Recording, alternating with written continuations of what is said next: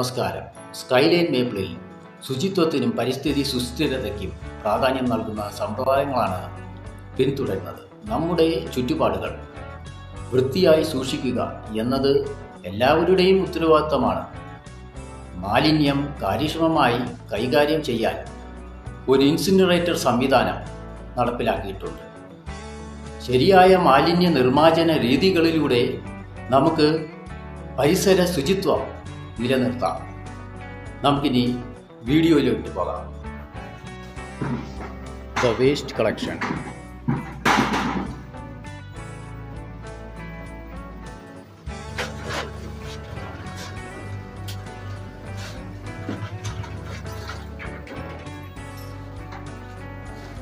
ഇവിടെ ഇല്ല.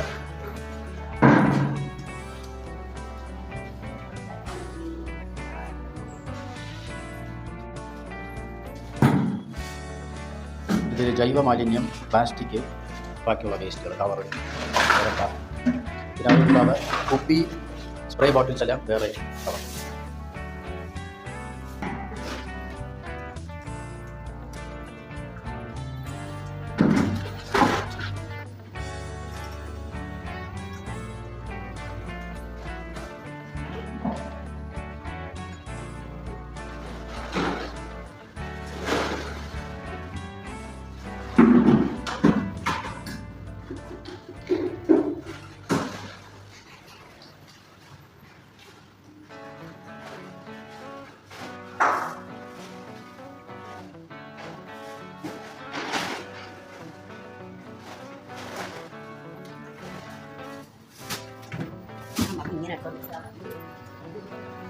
ഇനി ഈ വേസ്റ്റുകൾ സെഗ്രിഗേഷൻ വേണ്ടി മേളിലോട്ട് കൊണ്ടുപോകാം.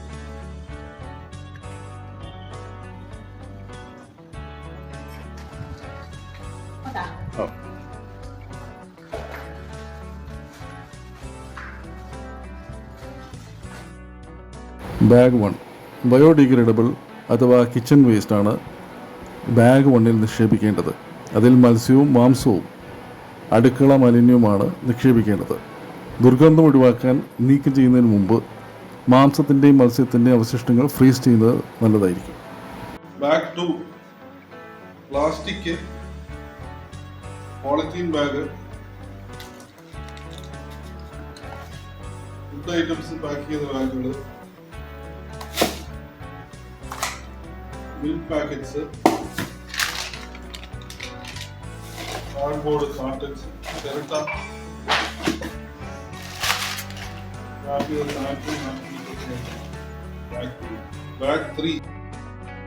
ബാഗ് 3-ൽ നിക്ഷേപിക്കേണ്ടത് കുപ്പികൾ, ഗ്ലാസുകൾ, എല്ലാത്തരം പ്ലാസ്റ്റിക് കുപ്പികൾ, പൊട്ടിയ ബക്കറ്റുകൾ, മഗ്ഗുകൾ, പൊട്ടിയ കണ്ണടകൾ, സിറാമിക് സാധനങ്ങൾ, ഭക്ഷണ സാധനങ്ങൾ പാക്ക് ചെയ്യാൻ ഉപയോഗിക്കുന്ന അലുമിനിയം ഫോയിലുകളും പാത്രങ്ങളും അതെല്ലാം ശുചീകരണത്തിന് ശേഷം body spray, perfume container, metal can, tin തുടങ്ങിയവ, തെർമോക്കോൾ ഇനങ്ങൾ, സ്ലിപ്പർ, നനവില്ലാത്ത തുണികൾ, ഉപയോഗിച്ച സ്കൂൾ ബാഗുകൾ, ഹാൻഡ് ബാഗുകൾ എന്നിവ.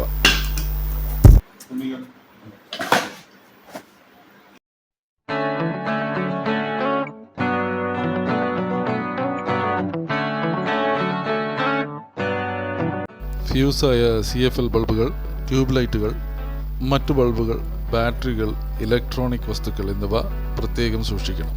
എല്ലാ മാസവും 2-ാമത്തെയും 4-ാമത്തെയും ശനിയാഴ്ചകളിലായിരിക്കും ഇവ ശേഖരിക്കുന്നത്.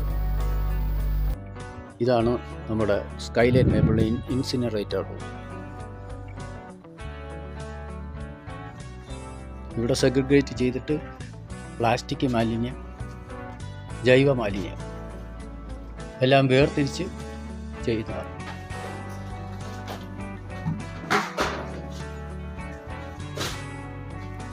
ഇതാണ് ജൈവ മാലിന്യം പ്ലാന്റ്. ഇത് ലാസ്റ്റ് ഫെർട്ടിലൈസറായിട്ട് മാറ്റിയെടുക്കുകയാണ് നമ്മുടെ എർത്ത് വേവിൻ്റെ സഹായത്തോടെ.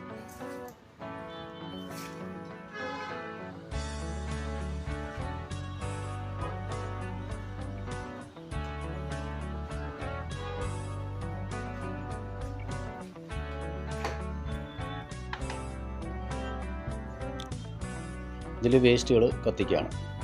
പേപ്പർ വേസ്റ്റ്, പ്ലാസ്റ്റിക് ഇല്ല, ബാക്കി ഹാർഡ് ബോർഡ് അങ്ങനെയുള്ള എല്ലാ വേസ്റ്റുകളും ഇതിൽ ഇട്ടാണ് കത്തിക്കുന്നത്.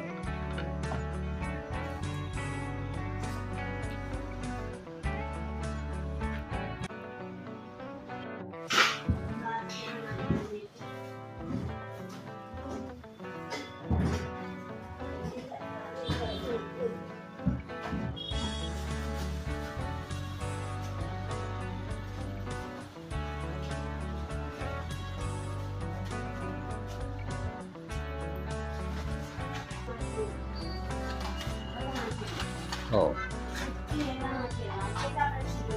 അത് ശരി. ഓ